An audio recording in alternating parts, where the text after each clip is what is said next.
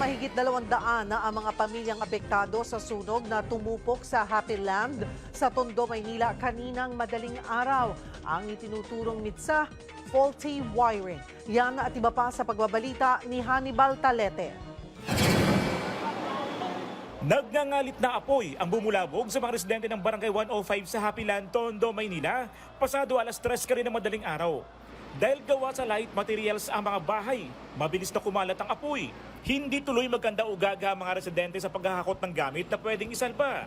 Yun nga lang, nawalan pa ng gamit ang iba sa taranta. Di pagsabing sunog-sunog, sinilip namin. Ay nasa likod na pala namin. Di nagtakbuhan kami. Hindi, ang mga ibang gamit namin na ilabas, yung iba hindi. Ngayon, ito, lahat ng tao nagpanik na talaga. Rumesponde naman agad ang mga bumbero at sumampa na sa bubong para apulahin ang apoy.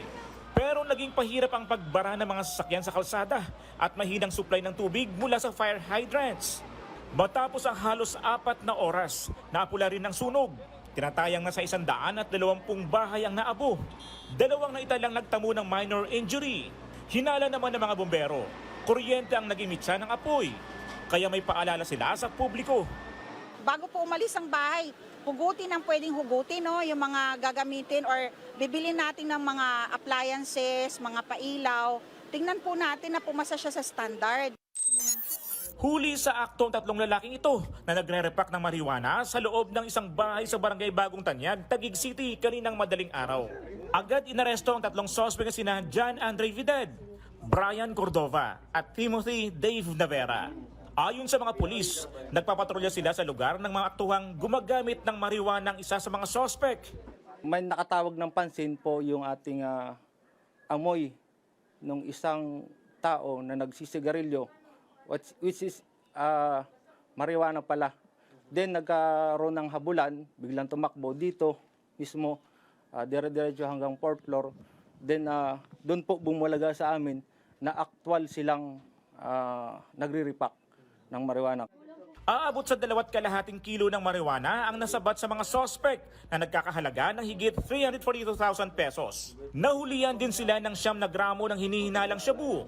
Napag-alaman pang binebenta ng mga suspect ang droga sa mga parokyano nila online. Sa online rin po yung binibenta. Kayo po ang nag-order?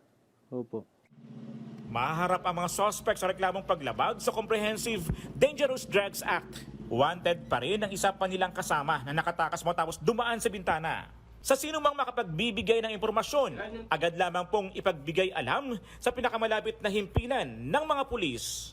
Ako si Hannibal Talete para sa 1PH. Sariwang balita ba ang hanap mo? Simple lang. I-click mo na ang subscribe button at ang notification bell para lagi kang updated sa mga balitang dapat mong malaman.